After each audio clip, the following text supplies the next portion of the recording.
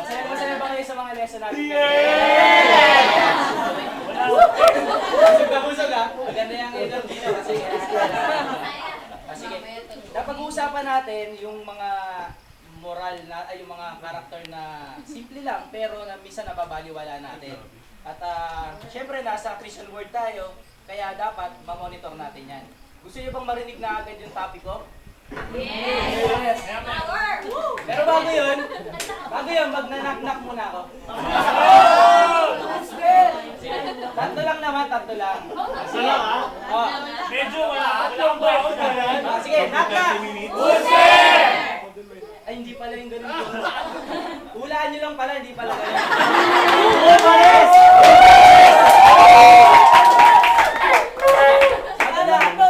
Bago lahat, nagpapasalamat ako sa Lord for giving me this opportunity na mapag-usapan natin siya, yung salita niya. Thank you, Lord.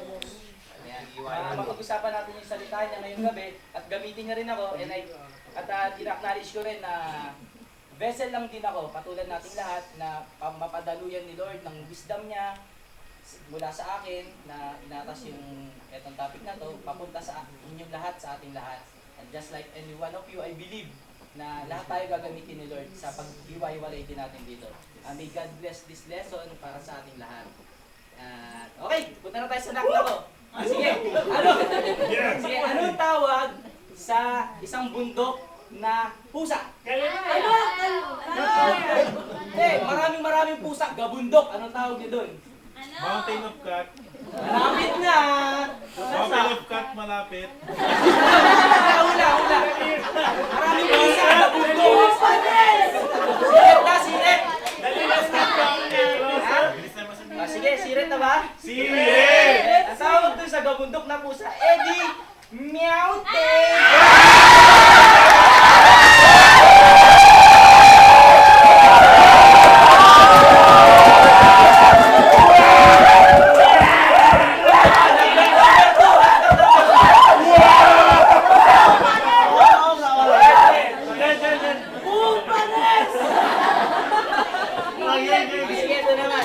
Ano naman tawag sa kulay ng tiger? Ano daw? Wala yun!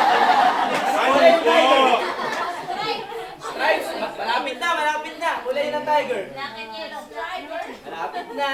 Kulay ng tiger! Tiger. Siren! Orange. Kulay ng tiger ay Eddie Brown!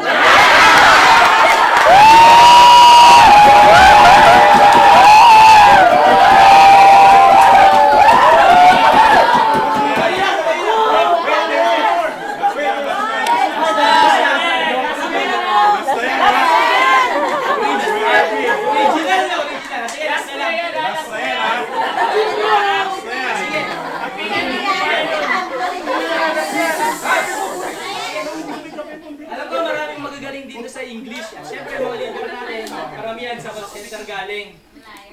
Ito yung tanong ko. Ano bang tawag sa plural? Ano bang pronunciation pag maraming t-shirt? Anong tawag doon?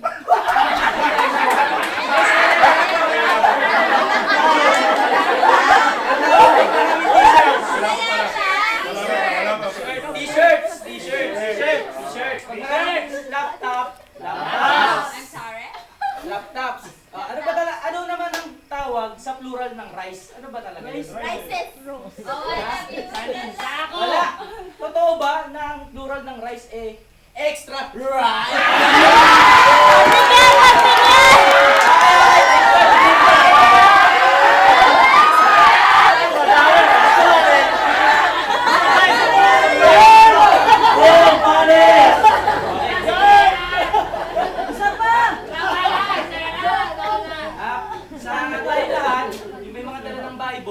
Pwede bang ilabas natin, tapos itaas yung mga wala, ilayan siya lang sa Bible ko. Okay lang ba yun?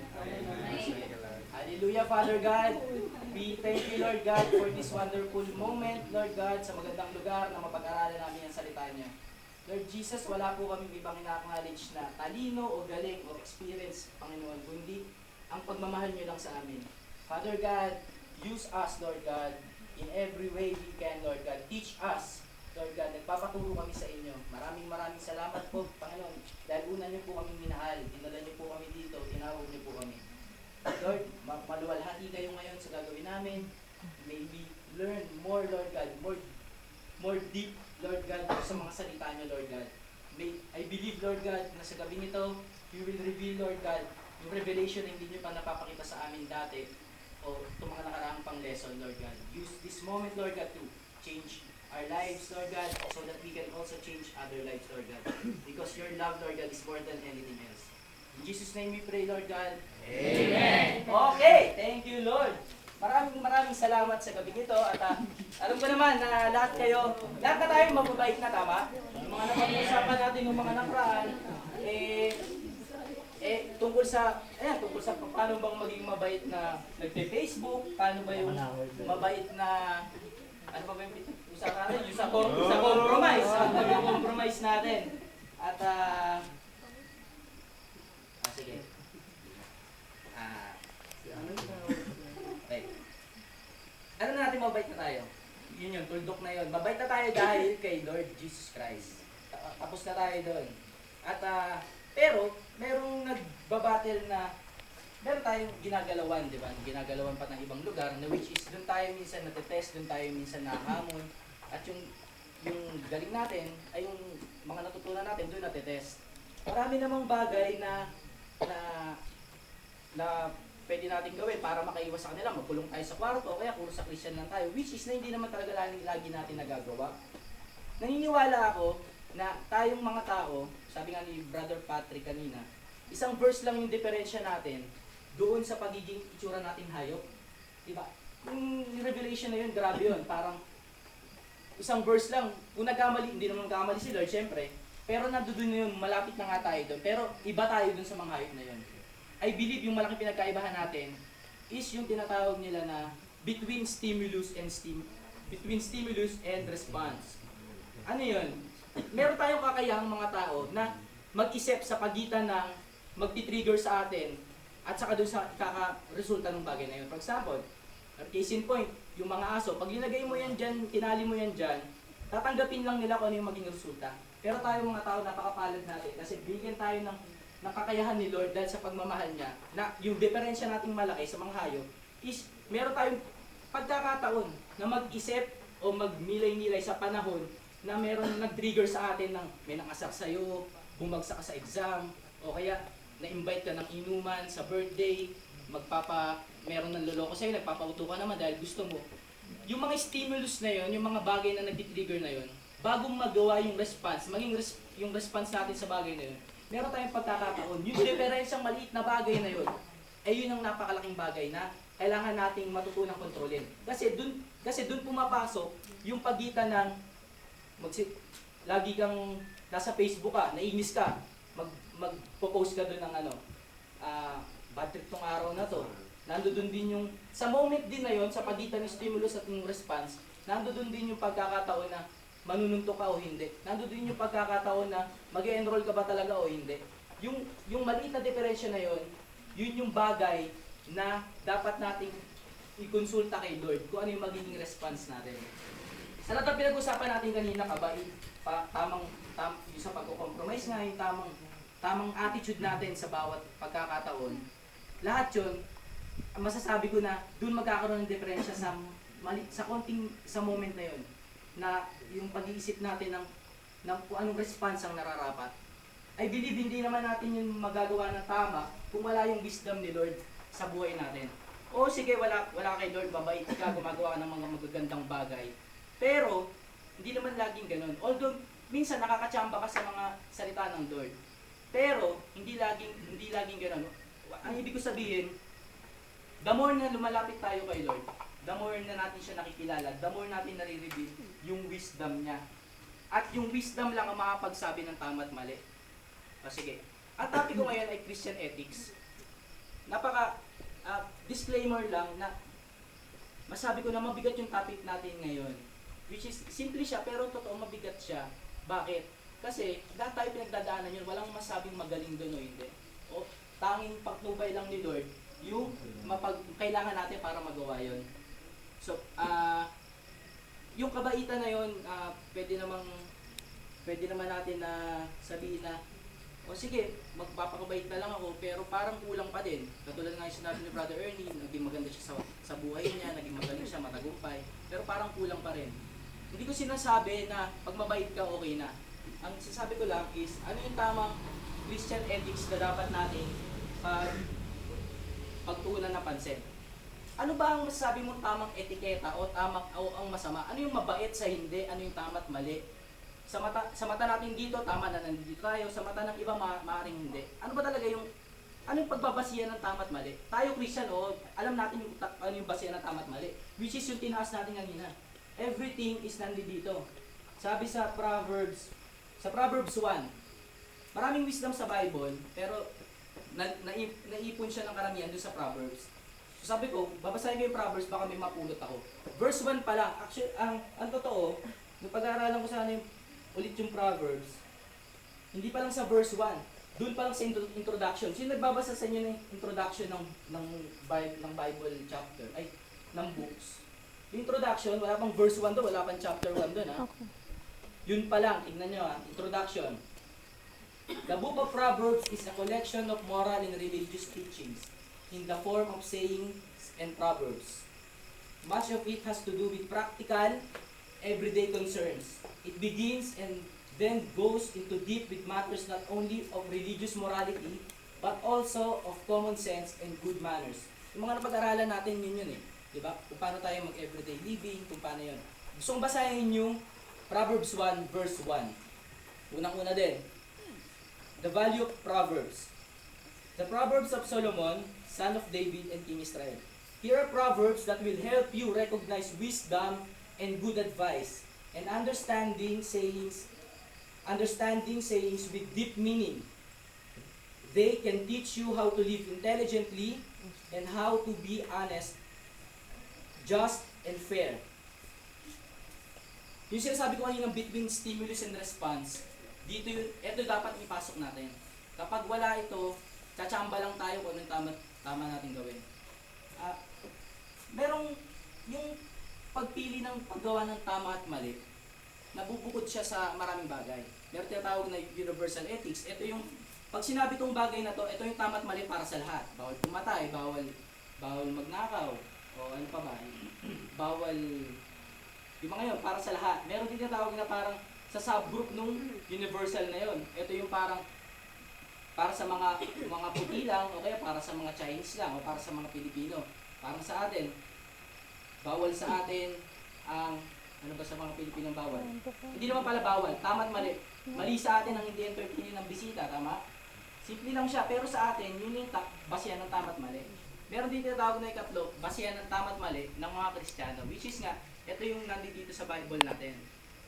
Yung basihan ng mga ibang tama at mali, binibase lang nila sa culture, sa moral, sa mga dating experience. Pero tayong mga Kristiyano, nakabase tayo sa matinding prinsipyo, which is the principle of Bible. Walang makaka-break nito kahit sino. Yung ibang mga batas o kaya na nagsasabi ng tama at mali na amiyendahan, tama? Pwedeng ginagawang dati mali, ngayon tama na, dating mali, ngayon tama na, amiyendahan. Pero mga kapatid, yung pinagbabasihan natin ng tama at mali, hindi pwedeng mabalik kahit kailanman. Ito sa principle na nandiyan dyan na mawala man tayong lahat. Mawala man lahat nandito. Pero tayo, yung anong nakasulat dito, yun. Pag sinabing walang baguhan, sa kahit anong sitwasyon, wala dapat baguhan. Pero, meron challenge. Ano yun?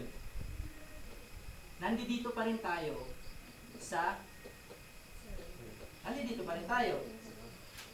which is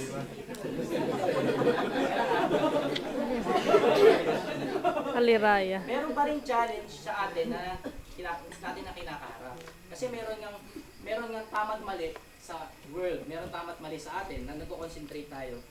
Yung challenge na yun is yun yung dapat ma-practice. Kasi nga minsan na nako-compromise, minsan nadadala tayo dun sa mga bagay na mali talaga, pero parang sa pagkakataon na yun, nagiging tama.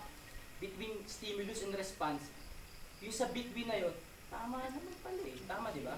Pero, yun nga, dahil nga dito sa wisdom, magagawa natin yun. We have responsibility. Nung na-save tayo, hindi naman talaga tayo mabait nun, di ba? bago tayo masave, siguro may mabait na, pero totoo, kunwaring bait lang yun. Kasi hindi tayo maging mabait talaga kung wala yung Espiritu ng Panginoon sa atin. At hindi wala si Jesus Christ sa puso natin. Nung na-save tayo, unti-unti lang naman tayong bumait eh. Kasi unti-unti nagre-reveal yung Holy Spirit sa atin. We are working progress hanggang ngayon. Unti-unti tayong pinapabait pa ni Lord. Okay lang sana kung ligtas ka na, tapos na. Kaso hindi. We have a great commission na kailangan sundin. Kailangan natin, kailangan pasabihan natin ng banal na salita ang bawat tao sa buong mundo. So big task na iniwan sa atin ng Panginoon. Pero with His power, kaya-kaya natin yung gawin. Simple lang naman. Gagawa ka ng mabait, gagawa ka ng hindi.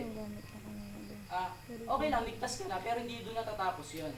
Yung pagiging Kristiyano, masarap maging Kristiyano kasi may mga ganito tayo. You belong in a group na tinuturuan ka maging mabait ka, okay yung lahat. Pero, kilala nyo ba si Mahatma Gandhi? Medyo familiar, di ba? Si Mahatma Gandhi ay masasabi natin parang si Jose Rizal sa bansa natin na naging bayani. Si Mahatma Gandhi, ibang religion niya. Hindi ko na matanda kung sino. Hindu. Wala tayong ano sa ibang religion, basta pinag-usapan lang natin ang ating faith. Si Mahatma Gandhi, mabait na tao, inalis niya sa slavery yung buong India. Hindi mo yun magagawa kung wala kang matinding confidence, paninindigan sa pinaniniwalaan. I-believe a certain thing na talagang pinakawakan niya hanggang sa uli. Naging malaya yung India dahil sa kanya. Pero ito sabi niya, sabi ni Mahatma Gandhi, I like your Christ. Gusto niya ang Diyos natin, si Jesus Christ. I like your Christ. But I don't like your Christians. Pero hindi niya tayo gusto. Bakit? Sabi niya, it is so unlike Christ. Yung nabasa ko to parang, ouch, ang sakit. Mahatma Gandhi, nung una kong binabasa ang buhay niya, inspiring, napakaganda. Pero sinabi niya yun, bakit nasabi kaya ni Mahatma Gandhi yun? So pinag-aralan ko at gusto ko nga ipasok dito. Alam ko masakit yung binitawan ni Mahatma Gandhi na yun, pero let's accept that as a trigger, stimulus, para ma-move tayo kung anong pinapagawa ng Diyos sa atin. Hindi ko sinisiraan si Mahatma Gandhi at hindi ko rin sinisiraan yung Kristiyano. Ginamit ko lang itong story na to explain it further.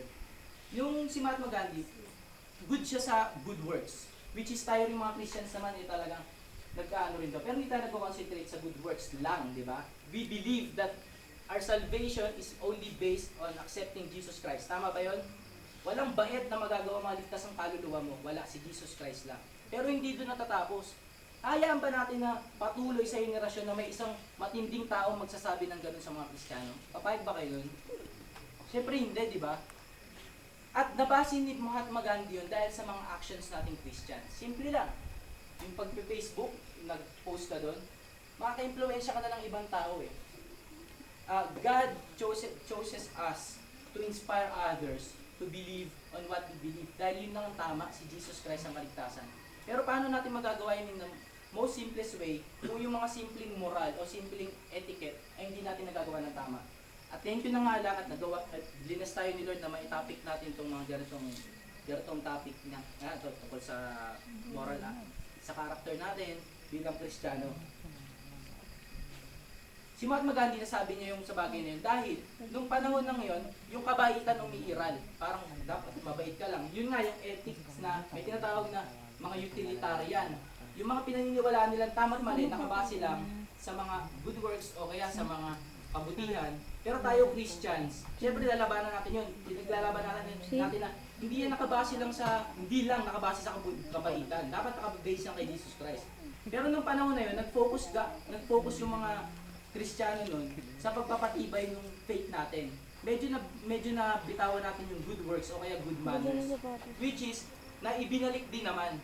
Binalik din naman natin yun. Kasi medyo nahuli na nung panahon na yun. Kaya nasabi na ni Mahatma Gandhi na, sabi na ni Mahatma Gandhi na okay kayong mga Kristiyano, okay yung Kristo nyo. Kaso nga lang, nakukulangan siya sa bait natin. Siguro sa attitude natin, o kaya sa ibang mga simpleng bagay lang.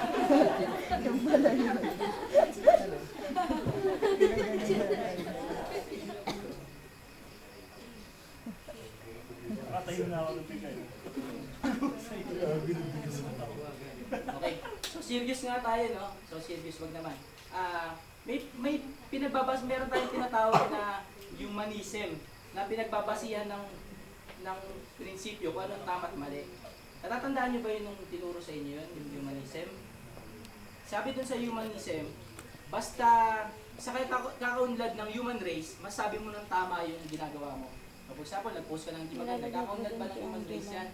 Pwedeng hindi, pwedeng oo, pero doon nakabase yun. Pero tayo nga, nasa prinsipyo ng Bible tayo nagbe-base.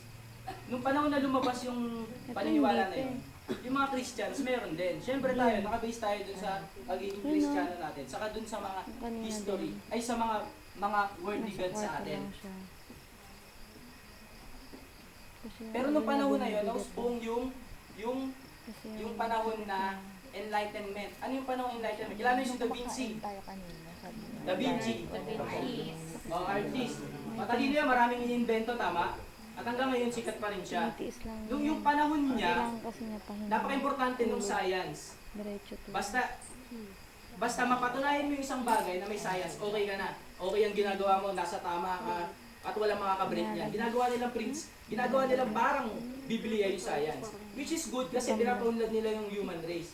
Pero mali, dahil pati yung Bible, dini-reveal nila based on science. Mali siya, di ba? Sila based on science, tayo based on Bible. Ito ang challenge sa atin. Wala tayong ibang pagkukunan ng prinsipyo ng tama at mali, ng magandang moral at hindi maganda, kundi sa Bible lang. Pero anong hindi naman problema? Anong mahirap sa bagay na yun? Hindi naman lahat nakasaad sa Bible, tama? Hindi naman yung hindi specifics, tama? Hindi yung paninigarilyo, wala talaga nakasulat sa Bible. Yung ano pa ba? Yung drugs, tama? Thank you Lord. Yung drugs, hindi na nakasulat sa Bible na tama o mali. Cocaine. Pero, dahil sa wisdom, tama? Balik tayo dun sa wisdom na meron pinagkaloob sa atin ng ating Panginoon Jesucristo galing sa Holy Spirit, marireveal natin yung mga malalalim na nakasulat sa Bible. Kaya masabi ko, walang masabing tama at mali kung walang wisdom na binigay si Lord. At hindi tayo nag-seek ng wisdom o humingi nun. Hindi yung bibigay sa'yo ni Lord na dahil sa binigay niya. We need to seek it, sabi sa Bible, di ba? Ask for it. At yung generous God natin, ibibigay yun. Gusto ko sana i-discuss kung ano yung tama at mali at ano yung mabuti. Pero wala ako sa stand para i-discuss lahat yun. Masasabi ko lang at itataas ko lang na walang ibang paggagalingan ng tama at mali kundi ang Bible lang, wisdom lang. The more na lumalapit tayo sa Kanya, doon lang manggagaling. Ang taga na kaya ate? Ang mahal na. Sa akin din, alam ko naman naranasan na nating lahat na kapag nasa labas tayo, matcha-challenge tayo, tama? Mga example ni Kuya Bong kanina, nandoon na lahat. Kapag na-tempt ka, o kaya hindi ka naman na-tempt, nalagay ka lang sa sitwasyon na mamili ka anong tama't gawin, mapapaisip ka talaga. Sa akin din, nangyayari din yun. Pero kasabay kasi nung nagpakilala si Lord sa akin, yung panahon na ganyan din yung edad ko. Yung panahon na lagi rin ako nasa labas, maraming options na pwedeng gawin, maraming choices na pwedeng gawin, tahakin sa buhay. Yun yung pagkakataon na talaga nagpakilala rin ng Panginoon sa akin. And I think naman na napatunayan ko na the more na napag-aaralan yung wisdom, the more siya nagre-reveal sa atin. Minsan, darating yung pagsubok sa iyo, yung temptation na gumawa ng tama at mali, sa pagkakataon talaga na vulnerable ka. Pero dahil yung wisdom, talagang hahatakin ka papalayo doon. Hindi mo na kailangan kontrolin. Ikaw ang kukontrolin ng wisdom kasi nasa sayo siya eh. Nasa nagustuhan ka na rin niya. At hindi ka na rin niya iiwan. Basta lang maging faithful tayo doon sa karunungan ng Panginoon. Ayoko na magbigay ng mga matitinding example ng Christian ethics o kaya ng mga simpleng example. For example, may case in point, may tumatawid na matanda sa kalsada. Anong gagawin nyo? Tutulungan, di ba? Obvious na yun eh. Kung may basura sa LRT, ano gagawin nyo? Titignan.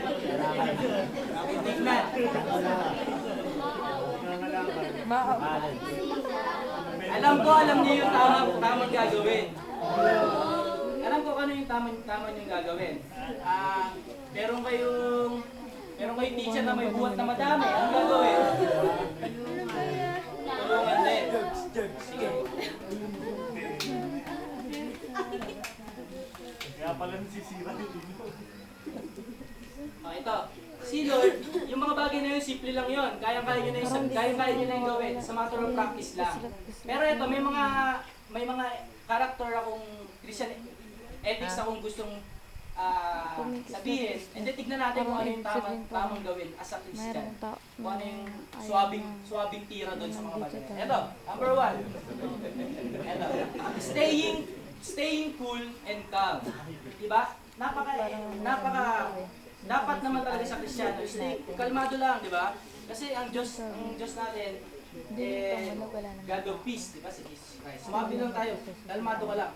Pero, paano yun? Kapag talagang mainit na yung ulo mo, anong gagawin mo? Buisit ka na, magpo-post ka na ba sa Facebook? O kaya, magbubuo ka na ba ng grupo para abangan yung tawa na yun? Tandaan natin, ha? Tandaan natin, between stimulus and response. Between dun sa scenario na yun na talagang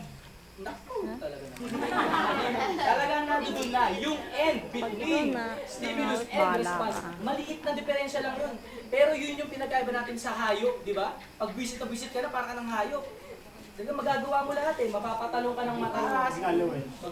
Di ba? Kasi yun eh. Kaya kontrolin natin na pansinin natin lagi yung between stimulus and response.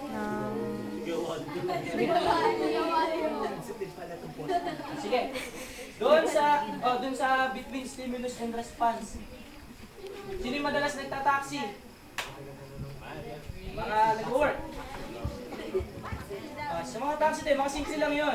Pagod na pagod ka na, gusto mo na lang umuwi, kakausapin ka pa ng driver, nakakabwisit, nakakabahit pa yan. Pero, dahil nga dun sa binigay sa atin ni Lord na makapag-isip dun sa response natin, mahuhugot natin yung wisdom kung anong tama, di ba? Kung anong dapat gawin. Kalma lang. Sabi sa John 14:27, "My peace I give you. Do not let your hearts be troubled and do not be afraid." Be in troubled. Sabi na ni Lord Jesus Christ. So in every way, kahit ano pa yan, actually yun lang yun eh, yung sa Facebook, yung pagpo-post ng kung ano-ano, dun lang nagmumula yun eh. Natotroubled tayo, tinayaan natin na hindi natin mapansin yung between stimulus and response. Kaya nagagawa natin yun. Pero sabi ni Lord, do not be troubled. At magiging influential yung character natin sa maraming tao. Ito pa, yung mga bagay na nagagawa natin, simple lang to eh. Hindi naman siya mali talaga. Pero for example, case in point, meron kayo nakasalubong sa mall na dati niyong kakilala. O lalakad kayo sa mall, simple lang. Uy! Nakita mo yung isang dati mong classmate. Uy! Dahil sa parang hindi ka naman sanay doon, wala kang sasabihin maayos. Parang sabihin mo lang unang-una, uy! Tabahan mo yun ah! Diba? Unang kita nyo pa lang ulit. Lagi siya, diba? Parang, uy! Siya mo! Uy! Uy! Pag naririnig ko yun, masakit siya sa tenga eh. Hindi, yung sa sinabihan, saka nagsalita, parang hindi. Pero ang totoo, may strike yun eh. Na pag naghiwalay kayo, parang yung sinabi yung mataba. Lalo na kung nag-gym pa siya nung panahon na yun ha, kasi sinabi na mataba siya. Ano na break niya? Yung pagiging human. Yung pagiging between stimulus and response. Bakit? Kasi wala lang, hindi niya ginamit yung maliit na pagkakataon para makapag-isip. Tayo mga Kristiyano, dapat di tayo ganun ha. We Christians must speak words of faith. Words of vision, of good things, positive things. For example, nakita mo yung isang tao. Uy, long time no see. Wow! Sobrang executive ka na, kahit na mukhang hindi. Nararamdaman mo? Hindi, ibig sabihin, kung mag-focus lang tayo sa positive na thoughts, sa positive na mga things, kung doon lang nakabase yung mga isipan natin, yun yung lalabas sa atin eh. Lalo na sa mga pagkakataon na gano'n, yung mga biglaan. Dire-diretso tong video. Example, nakita mo may nag-love offering. Siyempre, babatiin mo yun ng maganda. Pagkatapos, hindi, may nag-love offering. Tapos na sila, maganda talaga. Naiyak ka pa nga sa ano eh. Naiyak ka pa sa kanta nila. Pero pag tapos na, dumaan sa harapan mo, anong gagawin mo? Ganun ko na yan. Walang gagawin, di ba? Pero we Christians, nagmamanifest yun na hindi natin nagagamit yung kapangyarihan natin mag-speak ng positive o Hindi rin. ng good things dun sa ibang tao. Kakayahan natin yun eh.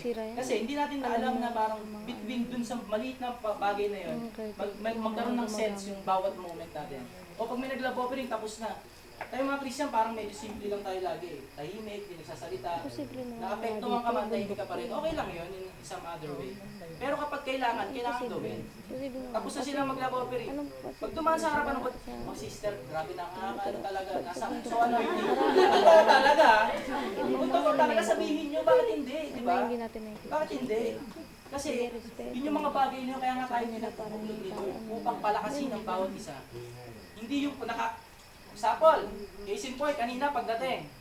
Anong ginawa nyo pagbaba nyo ng boat? Punta dito, kita. Siguro hinanap nyo mga kaibigan nyo. Nag-swim na.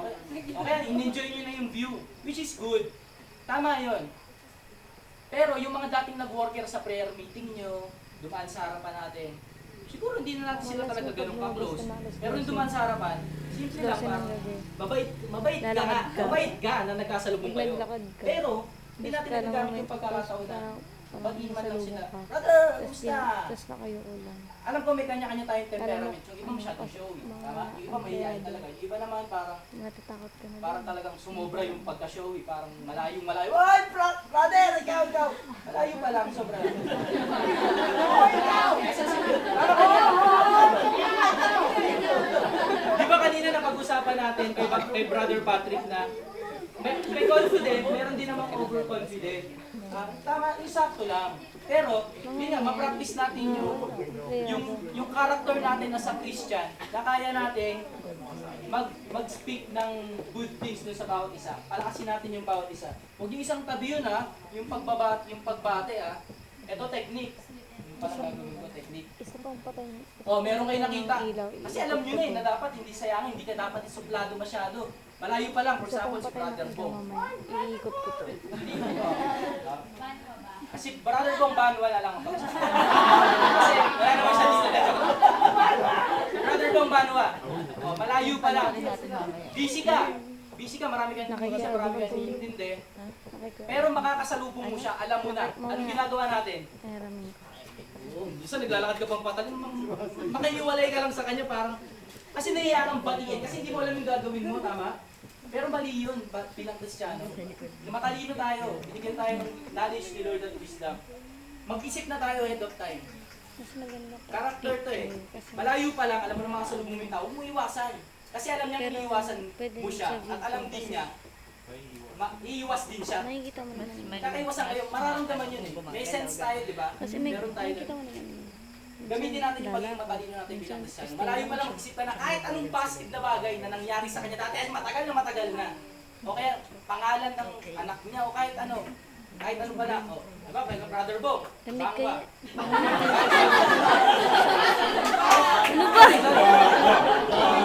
Malayo pa lang. Ito teknika, ito serious to simple lang to pero Oo, nanginig ka. magagandang network nyo sa paligid nyo. Kahit sa mga, kasi, example na lang muna. Malayo pa lang siya, mag-isip ka na. Ano ba, kahit anong isang bagay lang between. Busy kayo, between stimulus and response. Maliit lang Tabihan yun. na nga lang ka mamaya. Practicein yung pagiging matalino natin, mabilis lang. Volleyball. Bro, gusto yung volleyball? Weeks and week, bro. Volleyball! Nagsalita ka, di ba? Kasi malapit Makes a big difference sa buong araw nyo. I tell you, makes a big difference sa buong araw nyo. Kasi binati nyo siya. Pag nakasalubong niyo siya ulit, wala kang sasabihin sa susunod eh. Siya na may sasabihin, promise. Gagano na yung sa'yo. Dahil lang doon sa in-effort mo, na ginamit mo, yung binigay sa'yo ng Diyos bilang tao. Nag-isip ka doon sa maliit na pagkakataon na yun. Hindi ka umalis doon sa pagkakataon na mapakita mo yung totoong Christian ethics. Simple lang yun. Kahit sa mga office nyo, may manager kayo, na hindi nyo naman talaga ka-close. Pero narinig nyo na siyang dumaan, nagsalita sa inyo, o kaya inorient kayo lang, kahit simple lang. Kahit maliit na bagay lang, kahit nga hindi nyo naman tandaan eh. Basta pag nasulubong nyo, Sir, ano na? Ay, hindi niya narinig yun. Ay, hindi niya narinig. Ang nakakatuwa doon. Yes! May sasabihin pa yun pag talikod. Ano na? The good thing is, ang magandang bagay doon kasi, alam nyo ano yun? Nag-effort kayo, nag-effort kayo na gamitin yung binigay ng Diyos sa inyo bilang tao. Sa mundo naman natin is all about relationship, di ba? Kaya sa Christian ethics, number 1 yan. Think. Ako nilalamig ako kaya tumakas Think balik. before you... Hindi, think talaga. Kasi nandun yun eh. Sa wisdom. O sige, so much for that. Ito pa. Straight na lang. Nalalamig Ito. kasi ako. Ito. Tayo mga Kristiyano, mabait tayo, simple lang tayo. Pero hindi sa lahat ng pagkakataon, eh, talagang finesse ka lang, simple ka lang. Case in point, nasa jeep ka, may nangyaring di maganda. Excuse the word, pero may nangyaring holdapan. Bilang Kristiyano, ang tamang gawin. Kala ko may tama. Hindi ko gawin. Oo. Sa jeep. Gusto nga. Gusto nga. Okay, saan? Siguro talaga ako. Nagigilid ako. Ito, simple lang ha. Simple lang. Christian ethics. Naniniwala kayo, the Holy Spirit is with you, right? Ano to? The wisdom of the Lord is upon you. At yung protection niya nasa inyo. Amen. Nasa jeep ka, nangyaring holdapan. Oh, may nangyaring holdapan at dinudugutan. Ano gagawin mo? Tutuloy ko na lang. Dito na ba? Para. Mababaw naman. Tama yun, di ba? Kasi you need to save yourself. Tama siya, pero Sa baba. sa moment na yun, ibigay sa yung wisdom ni Lord, pero it must not end sa ganung pagkakataon. You must do something. Hindi naman parang adya ka mo kagad yung holdapan. Kung yun ang binigay sa yung wisdom ni Lord eh, bakit hindi? Picture ba? Picture ba? Eh, bakit hindi? Tama, bakit hindi? Pero, tapos may hindi dapat, we're here in this world. Sabi ko, We're still related to others. And we must do good works sa kahit anong way na iharap sa atin ni Lord. O, tignan natin, simple lang yun. Lahat naman tayo kilala si King David. Tama? Amen. Kilala natin yung istorya niya. Simple lang siya. Maliit lang siya noon. nag-pray na lang din. At yung panahon na yun na kailangan ng lalaban kay Goliath, di ba? Wala talaga. Man of God si David at naniniwala siya na nasa kanya si Lord. Katulad yung sinabi niyo kanina. Bago matulog. Yung wisdom ni Lord, Kasi talagang si David naniniwala din siya nasa kanya. Katulad din ang sinabi niyo kanina. Yung strength Kasi ni Lord, ako lang din pagkakalooban din niya kayo, katulad din yung David, katulad din ang sinabi niyo si kanina. mama sa Ganon din tayo. Maharap man tayo sa sitwasyon na parang alanganin, parang hindi. Pero, based upon sa wisdom ni Lord, pag sinabi ni Lord, gawin mo yan, gawin mo yan. Hindi dapat na parang laging relax, laging parang mabait o kaya Umano lang. mukhang mabait. Hindi laging ganon. Kasi Christian ethics, we need to do kung ano man yung pinapagawa ni Lord. Kahit mahirap pa yun. We need to be out there, we need to inspire, we need to be part of it. Kasi doon lang tayo makakakuha, doon lang natin matatouch yung ibang buhay na wala pa kay Kristo. Doon yung propagation nung ano natin, yung Great Commission, di ba? Mga simpleng bagay na yun na pag binaliwala natin, first time. mahirapan tayong magparami. Ako na Ito pa. Tita Abel. Nakita ko si Tita Abel. Ito. Christian ethics. Nasa school ka, nasa office ka, may grupo ng mga mingers, sinabi ni Sister Nins kanina.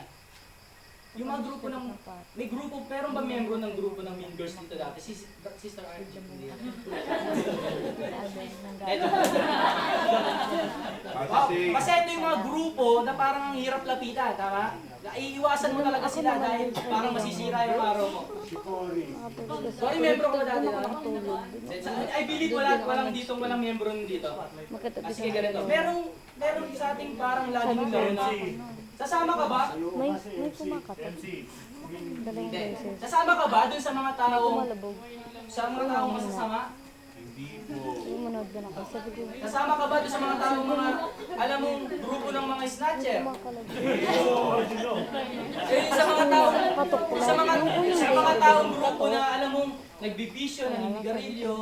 Kasama ka ba doon? Alam natin di ba hindi? Alam natin hindi, di ba? Pero I believe, you know, guys, I believe God wants us na makasama sila. Tignan niyo yung story ni Jesus Christ, ha?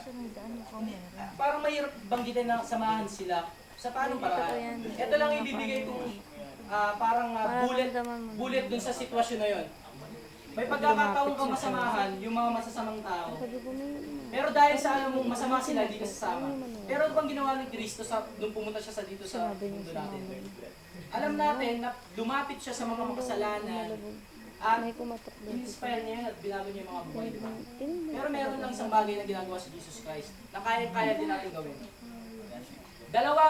Dalawang dahilan para magkasamahan tayong mga Kristiyano sa kayong masasama. Ano yung dalawa na yun? Yung una, ginaya ka niya. Kalubog na. Yung pangalawa, ginaya mo siya. Una. Yun yung bullet na, yun yung Dabog. yung thing na dapat nating makita ng diferensya. Kapag ikaw ang ginayaya ng isang makasalanan o isang makasalanan o wala kay Lord, sasama ka hindi?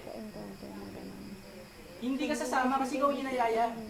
Pero ikaw bilang Kristiyano, kayang-kaya mo siyang yayain, tama mali? Wala ulit. Tama. Case in point, meron kayong assignment sa school. Gagawa ka assignment. Hindi ka naman gano'ng magaling, pero may pagkakataon kang yayain yung katabi mong alam mo naninigarilyo ka pag pre. Yayain mo. Kasi ikaw yung magyaya eh. Bro, gawa tayo assignment sa library. Hindi ko kailangan yan. Pakopyain mo na lang ako. Ikaw pa buwisit, di ba? Pero, doon natin mapapakita yung isang karakter ni Jesus Christ na meron tayo bilang Kristiyano. Huwag natin maliin to Nandiyan dyan yung wisdom para samahan kayo. Isa sa Christian ethics na isang responsibilidad natin na ipakita sa mga kasalanan na kaya rin silang mahalin ng iba. Tama mali. At tayo yun mga Kristiyano. Tayo yung papakita sa kanila ng pagmamahal. Just take note hindi ikaw yung ginayaya. Baka naman makita kita sa Facebook grupo mo na yung mga mga masasama. Yeah. Mag-ingat lang tayo doon. Pero I believe yung wisdom naman sa kayo. Dahil ngayong alam na natin, take chance. Yayain natin sila. Kakayaya mo yan, makulitan din yan. Lalo na sa pag-invite sa Panginoon. O kaya, simpleng bagay lang. Hindi mo man sila mayayang kagad sa comfy. Yayain mo lang sila ng yayain.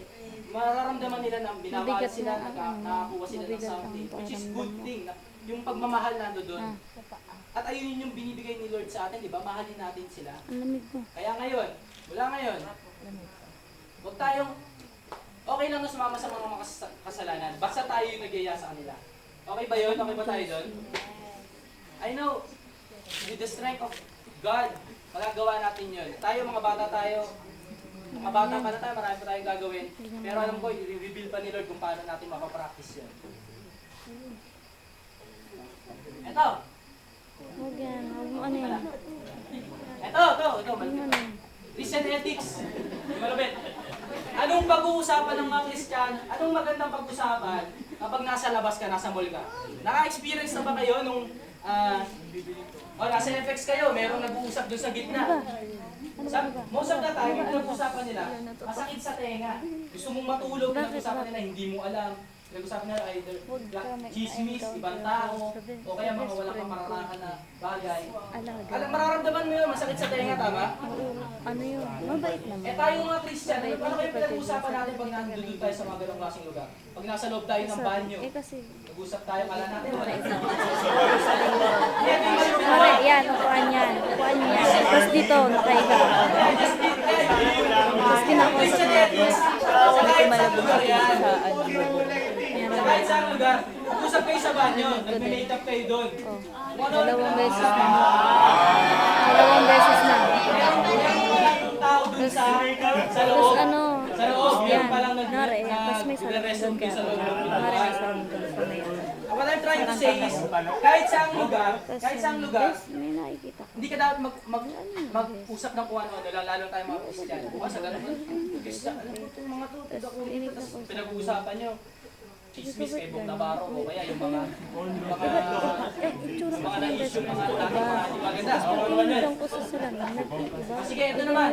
Alam na natin yung characteristic ng mga hindi magagandang bagay na pinag-usapan ng public, di ba? At iiwas tayo doon kasi masakit sa tenga. Pero naka-experience na ba kayo? Nung nakikinig lang kayo pero natutuwa kayo, sumasaya kayo at parang gusto niyo sumali. Naramdaman niyo na ba yun? Ito example, bumiyahe kayo. Katulad kanina, magkakasama kami sa isang sasakyan nila Brother Wally, sasama yung parents ko, at sila Brother Patrick at Sister Nils. Magkakatabi sila Brother Patrick, yung mother ko, sa isang elder namin, si Sister Dita. Ako natutulog lang sa likod. Pero nag-uusap sila. Ang pinag-uusapan nila, alam ko mga Kristiyano sila, pero ang pinag-uusapan nila, hindi masama ha. Ang pinag-uusapan nila, ang sarap sumali. Alam niyo pinag-uusapan nila? Yung mga larong bata ng dati, ng mga 90s, 80s. Di ba pag may mga ganun nag-uusap, parang sasali ka, oy, patingtero, magaling ako dyan. Oy, Tex, magaling ako dyan. Oh, yun yung characteristic, yun yung mga characteristic ng mga topic na masarap pag-usapan in public. Hindi naman lagi Meron parang, yan. lagi na lang sa lagi sa nararamdaman. salvation. Although masarap pag-usapan yun in public, Ha? pero hindi naman lagi. Sa pagkakataong hindi siya mapag-usapan, Wala yan, wala. make sure na mapag-usapan nating topic yung inspiring Naririnig ako. at masarap din pakinggan ng iba. Hindi siya mabigat pinag-usapan nila laro ng dati, mga palabas dati, ano yung ginagawa nila pag mahal ng araw dati. Tapos ng baliban Yun lang, simple lang. Pero ang sarap pakinggan. Alam niyo kung bakit? Kasi nandoon yung karakteristik na hindi yun nakakasira ng ibang tao at hindi yun nakakalabag sa sa mga tinuturo ng Bible sa atin. At sa atin, ganun din sana tayo. Merong sinasabi na, merong kasabihan na para mapanood pa natin. yung mga simpleng tao daw ay yung mga hindi normal, yung mga hindi magandang tao. Ang pinag-uusapan nila, ang topic nila is tao rin. Ang ibig sabihin nun? Chismis. Nare-record yan. Example ako, regular, simple lang ang tao. Pinag-uusapan namin, nung kasama ko, I-stop. yung classmate namin, na dinigawan ng ganito. Wala siya doon pero pinag-uusapan namin siya. Pag nakakarinig kayo ng ganun, di ba masakit sa tenga, kahit hindi mo i-analyze, parang chismis. Pero na lang, parang interesado ka pa dun sa topic. Pero I believe naman, hindi. Yun yung mga walang kwentang tao, puro tao pinag-uusapan, puro chismis. Ayaw ni Lord nun. Yung pangalawang tao, yung normal lang. Anong pinag-uusapan? Events, sabi. Pinag-uusapan nila yung nakaraang concert. Walang masama doon, pinag-uusapan yung nakaraang concert. Wala kang dinalabag na tao, pero okay lang, sakto lang, normal na tao lang. Pero alam nyo ba kung ano yung pinag-uusapan ng mga malulupit na tao? Wala na. Na I believe na gusto rin ni Lord na yun yung pag-usapan natin. Simple lang. It's all about ideas. Ideas. Lord Jesus Christ, bumaba siya dito. Anong kinikwento Wala na niya? ako narinig. He's talking about idea. Wala siyang binibentang physical na bagay o ano. Isa lang yung paniniwala na sinira niya sa atin na para paniwalaan din natin. And I believe tama yun Yung mga taong malulupit, idea ang pinag-uusapan. Pinag-uusapan nila kung paano mas makakatulong sa ibang tao. Pinag-uusapan nila kung paano mas may express o kaya mas magaganda yung mga activities natin. Ideas yun. At alam ko pinaparating ni Lord sa atin, between stimulus and response, sa mga ganung pagkakataon may stimulate ka na makipagkwentuhan sa iba, yung end na konting-konti lang na diferensya na yun na ma-open mo yung topic. Ibigay natin yung idea. Ano ba yung ideas ang pwede namin pag-usapan na itong kasama ko? Kung hindi yung Kristiyano, unahan mo na. Unahan mo na kagad. Kasi alam na natin na Christian ethics, kailangan hindi tayo nag-usap ng kung ano sa kalsada. Tama? Okay, thank you Lord God ha. Ito pa. Christian ethics na malupit. Tayo mga Kristiyano parang hindi, tayo malulupit tayo talaga Simple lang tayo pero pag yumari tayo malupit. Ito tayo mga Kristiyano, gusto ni Lord, matatalino tayo, di ba? Pero ang karakteristik, kasi minsan merong simpleng rin nakakainis mabigat ang pakiramdam. Yung parang simpleng, sorry sa term, pero Mabigat ang medyo pakiramdam. nag-aanga-angahan. Yung parang, nandudong ka na sa moment na yun, ito na yung ginagawa mo. Pero parang, wala ka Kasi sa sarili bibigat mo. pakiramdam mo. Parang ayaw mo mag-isip, ayaw mo gamitin yung Tapos utak lalong mo. tataas ka. Diba, pinapalakad ka lang doon. Ay, o kaya, Saan naman? o to, dalhin mo to doon. Uno-uno. Parang gagawin lang ng Uno-uno. hawakan lang. Straight na straight. Parang Alin? stop ball pa. Tama ba yung gagawin ko? O kaya- Hindi pa. Parang hindi niya pa gawin kasi, alam niyo bakit? Kasi most of the time, tayo, including ako, wala tayo sa moment na yun, hindi tayo sa in the moment. Gusto ni Lord nandoon tayo sa moment na yun. Okay, Yung mga paa natin doon supporters. nakatapa. Kailangan nandoon Sumabay tayo na sa kayo sa present. ano. Present na yun. Dapat active tayo, hindi tayo passive. Parang pag tinula ka doon, Okay, doon ka sabihin na pupunta. tayo Hindi nila tayo tayo. ganun Kristiyano. We need to learn to lead in every kahit sa mga simpleng bagay lang. Hindi tayo dapat na parang nakakainis tignan. Simple ka nga, tahimik ka nga. Pero hindi ka nakakatuwa, nakakainis ka. Ganun yung tingin ng iba. Alam niyo bakit? Kasi hindi na tayo nakatulong, nakaano pa tayo. Straight mo, huwag mo. Oo, hindi ka nakaambag ng maganda, hindi ka nakatulog. Ay, storbo ka pa, Straight mo lang. nakapag-issue ka pa. Tayo mga Kristiyano, hindi tayo dapat ganun, di ba? Yes. Tayo, yung pag nilagay tayo sa isang lugar, we contribute, we think sa kinakatayuan natin. Hindi natin hintayin na mamaya pa. May pinagawa sa akin, lalabas muna ako, o kaya magmumuni-muni doon pa isip. Hindi ganun. We have the skill na on the spot, yung wisdom, yung knowledge, pumasok agad. Kailangan lang natin practicein lagi. Kasi Christian ethics yun eh. Gusto ni Lord ganun. To influence others, to inspire others, to believe also what we believe. Hindi tayo mag-stay lang sa ligtas na tayo. Kailangan natin sila ma-influensya na we are, hindi tayo mediocre, hindi tayo sakto lang. Hindi tayo yung tamang lagay lang. Okay ka na dyan. Hindi. Nandito tayo para mamayagpag. Tinawagan tayo ni Lord, binaptize siya tayo para mag-soar, di ba? Mag-soar. Kasi the more na mag-soar tayo, the more natin maluluwalhati yung pangalan niya. Magsimula yan sa being in the moment, sa pagkakataon, sa lahat ng pagkakataon. Hindi yung parang lutang ka lagi. Ano pa? May time na po ako. Ilang minutes na lang po? Oh, malapit na. Sige. Yung ibang tao naniniwala sa bait, o mabuti, tama o mali, dahil meron silang pinag-uugutan na ibang bagay. Tayo naniniwala tayo ng basihan, ng tama at mali, dahil meron tayong Biblia, meron tayong Diyos, meron tayong salita, meron tayong wisdom. Without God, there is no good and wrong. At kahit anong i-prove ng iba na hindi totoong Diyos, hindi totoong salvation ni Jesus Christ, hindi yun totoo. Kasi dahil merong good and bad na dito kumikilos, totoo ang Diyos. At mararamdaman ng bawat isa yun sa atin. At we are called na gawin yung mga bagay na mabubuti, hindi para maging maganda yung ano natin, standing sa mundo, kundi to inspire others, to influence them, to also, para hatakin natin sila para sa salvation din. Magtatawag siya nga lang. Kaya nalaman kasi Sige, magpo-closing na ako sa, tapos na ako. Yung mga sinabi kong Christian ethics, I believe nasa middle siya. Yung mga simple lang yung mga pagtawid ng matatanda, yung simpleng pagpulot ng mga dumi, basura. Yung mga yon, ano na yan, nandiyan na yan sa inyo huwag yun ang baliwalan may hilo yun. na naman ata. Dapat yun na, in the moment, isip tayo. Hindi yung parang passive ka lang, dumaan ka lang, wala lang. Dumaan ka lang sa isang lugar, wala lang. Bumati ka, smile! Give you big smile. Tulad ka ng konting basura. Ibabati kang konti. Isip ka, isip. Kasi between stimulus and response, nandoon yung kapangyarihan ng Diyos para makipag-ano tayo sa Kanya. Makipag-communicate. O kaya yung wisdom bumaba sa maliit na pagkakataon na yun. Hindi naman natin ito talaga bukas gano'n na kagad kayo. Hindi rin gano'n ang in-expect ni Lord. Pero sabi nga ni Brother Ernie, andun na yung seed, yung word of God, mga buto yan ang tinatanim sa bawat puso ng bawat isa. We need to act on it na lang. Practicein natin kahit paunti-unti. Wala ako sa istante para magsabi ko ano talaga mismo ang tama at mali sa Christian ethics natin.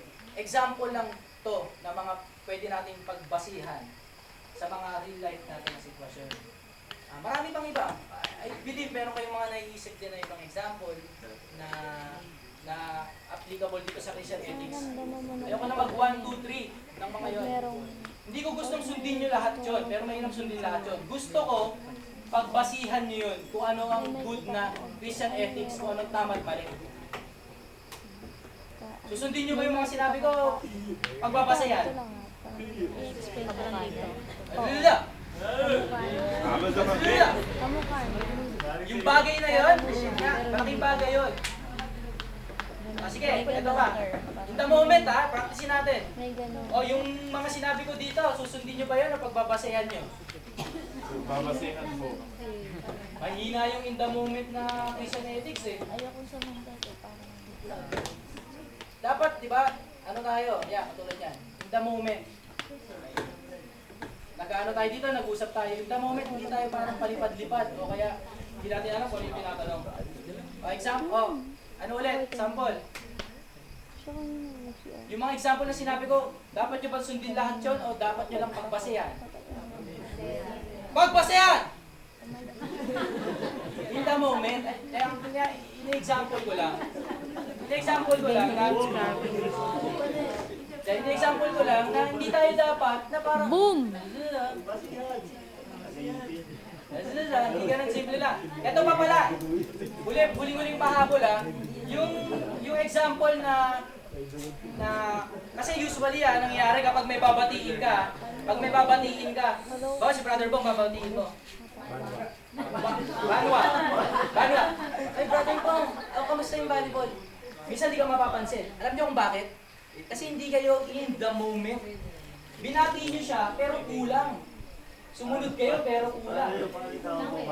Kasi, ang binabati niyo sa kanya, hindi na kayo naintindihan. Parang wala lang, kasi wala siyang dapat. Dapat, you need to be heard. Kailangan maramdaman kayo nakatayo kayo Dito pa doon. lang ikot mga... Brother Bo! Huwag kayo titigil. Brother Bo! Kamusta babol? Kamusta volleyball? Brother Bo! Dito, sa CR niya. Sige, simple lang yung mga yun.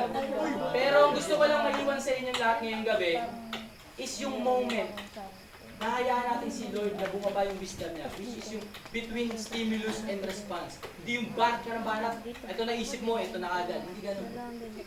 We need to control our thoughts, our emotions, because ay yung intelligent na gusto rin ibigay ni Lord sa atin. Hindi porket down ka, malungkot ka na. Magpa-party ka na ng malungkot kayo lahat. Hindi porket broken hearted ka, yung ka na hindi. May kakayahan tayo, may lakas tayo upang kontrolin ang ating emosyon, ang ating intelligent. Okay. Kailangan natin magpakabait. Hindi para maligtas ang kaluluwa natin, kundi para ma-inspire ang kaluluwa ng iba. Iniiwan ko sa inyo to.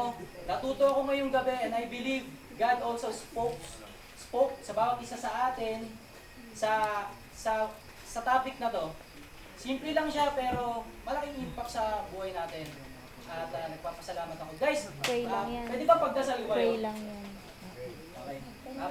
Bow down your heads now. Thank you, Mother God.